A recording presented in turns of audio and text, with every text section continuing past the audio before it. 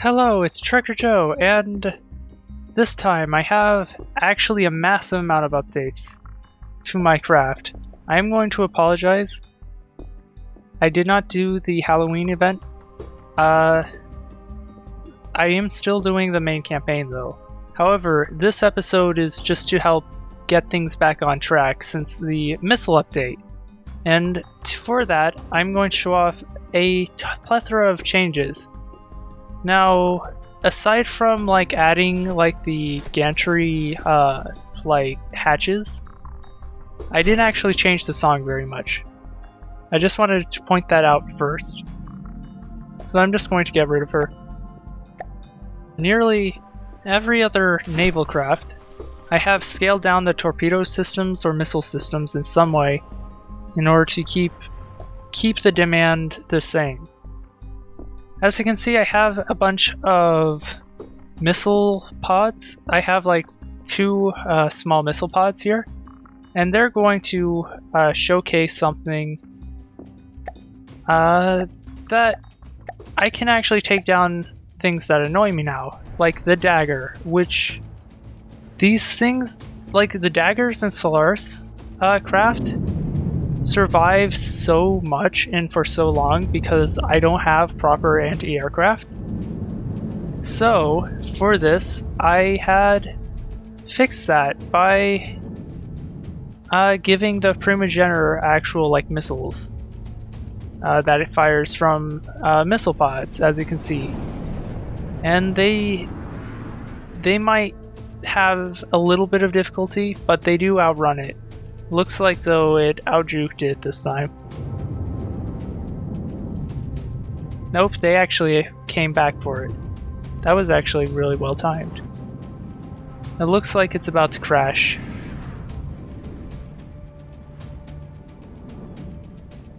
But yeah, essentially we take down these craft so much easier, even with tiny missiles like that. So I'm actually really glad for it, but it looks like we defeated it, so there isn't really much more reason to continue this other than to just kind of showcase the missiles and how derpy they are. That one did a loop-de-loop. Yeah, anyway, let's just destroy everything now. I did make a new oil tanker. This thing is an oil tanker, don't let its looks deceive you. It looks high-tech, but it is just an oil tanker. A high-tech one, but still an oil tanker. This thing steers primarily using its hydrofoils, although it does have a couple supplemental thrusters to either side to help with its steering. For the most part, it's going to steer by leaning the craft, and then using the hydrofoils, which are supposed to keep a certain elevation of the craft, and that actually works very well and allows me to essentially have very little drag through the water. It's it has some propellers and it has some thrusters, and so it's able to pretty easily turn around. Another resource craft that I did update, so this is the Aegis. I have updated it. It used to be a lot longer, but I scaled the engine down significantly, and I also increased the amount of storage it has and increased the amount of thrust it has. This thing now goes 178 meters a second roughly, which is almost 400 miles an hour. This is going to be a major improvement. In addition, the only reason why I keep the Furia around was because it could build stuff. However, this has compact repair tentacles, so now it too can contribute to construction. So I'm going to be using this to replace the Furia very soon. Now that I demonstrated the Aegis, I want to point out another craft, actually a sea vessel, the Javelin. This is going to put an end to the Lightning Hood's reign of terror for me. Their aircraft, particularly the Solaris, will not stand a chance. In fact, let's just spawn 3 Lightning Hoods aircraft at once. And let's just watch as the Javelin takes each aircraft down. Did a significant amount of damage to the dagger. And they bumped into each other, but that's minor. And then it takes a moment to reload. Why is it firing the flares already? Missiles, back up. There's a vessel right there. Looks like they're all going after Solaris this time. As you can see, dealt a significant amount of damage. Now these missiles last a pretty long time, so they can easily re-engage and miss multiple times, and re-engage and miss again before they detonate themselves. So yeah, now the daggers are being targeted and they're coming back around. Like, it really does look kind of like, you know, like the chase scenes, like, you know, in like the movies where like there's a fighter pilot and someone fires a missile and it's like they dodge the missile, but no matter what they do, the missile always like converges on them anyway. Yeah, this is what it looks like right now.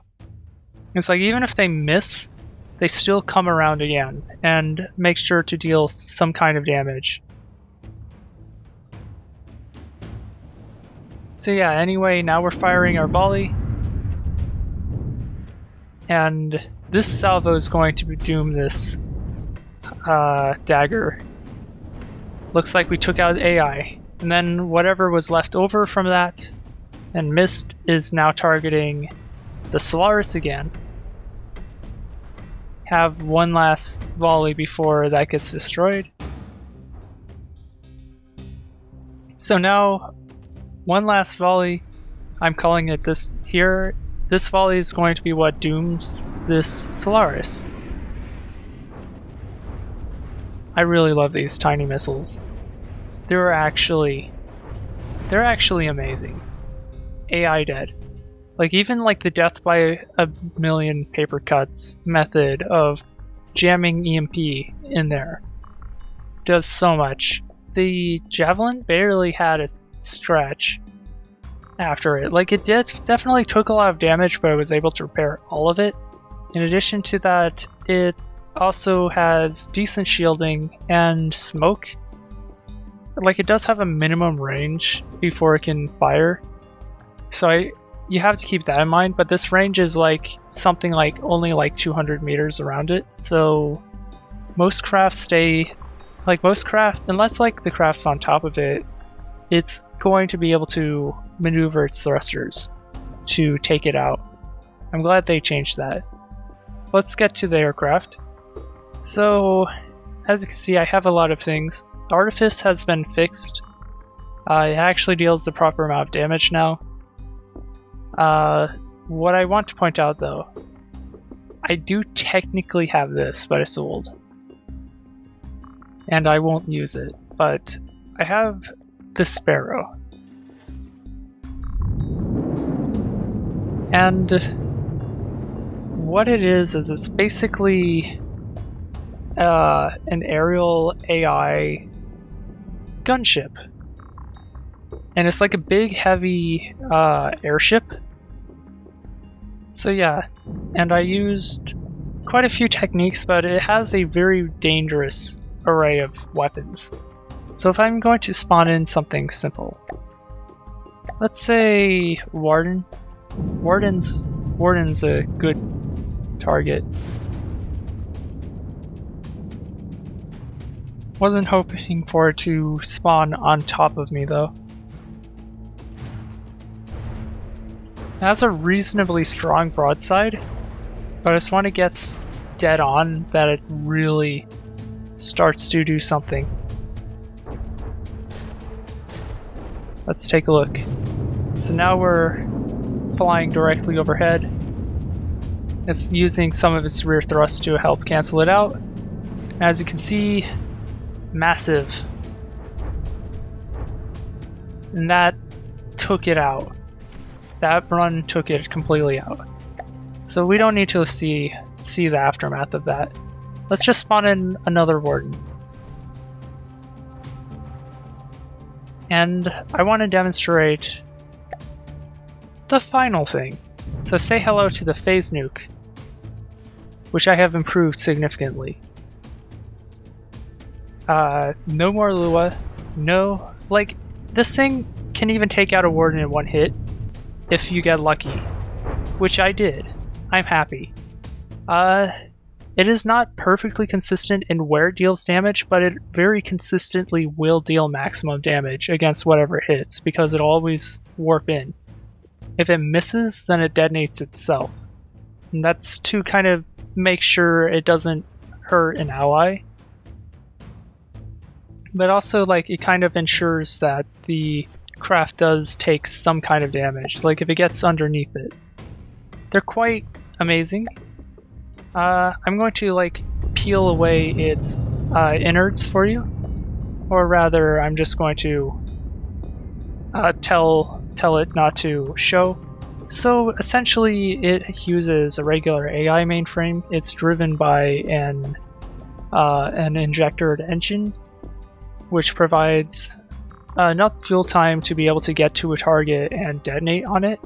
It has 5 nukes, 4 near the nose, and 1 in the back to destroy the rest of the craft. And that's to make sure that there's nothing left of it when it gets destroyed, just in case. And it has a sway bar here, which you can see as a 1-axis turret, which toggles these ACBs. However, because of the changes, I can control my yaw using these ACBs, which both can be activated at a time. It's not really a big deal. It has shields protecting the front, just in case. 2 thrusters up, 1 down, which helps keep its nose from completely nosediving. So yeah, anyway, when you get within a certain range, it turns on the guidance system, and it also turns off the AI control, and it also tells the system to start moving forward.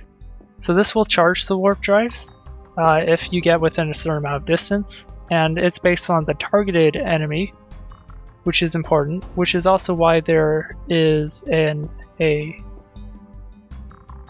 transmitter and receiver on this AI somewhere.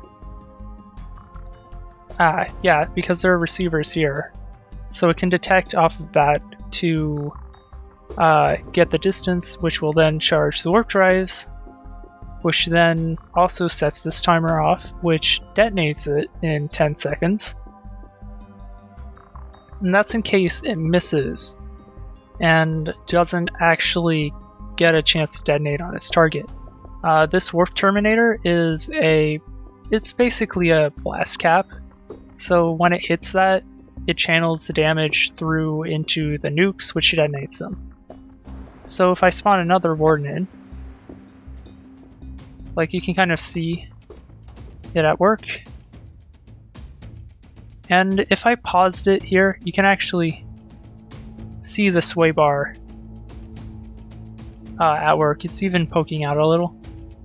So yeah, it's like you can even see the sway bar if I, like, am clever. And it's triggering the pitch control. And I think it just took out the weapons, didn't it? Whoa, I can't even see the damage it dealt. That's super lucky. I just realized what happened. It shot it out of the sky because it was already close. That is super lucky. If it didn't do that, it would have taken a massive amount of damage. But yeah, as you can see, it deals a lot of damage, like maximum damage every time. In fact, if you look here, that's going to sink now. Like, this thing would not be able to fight anymore. And that's what I appreciate the most about these, is that it delivers a crippling blow. And yeah, now to demonstrate the timer.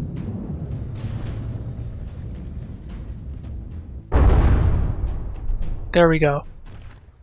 So yeah, that way it's not a threat to anyone.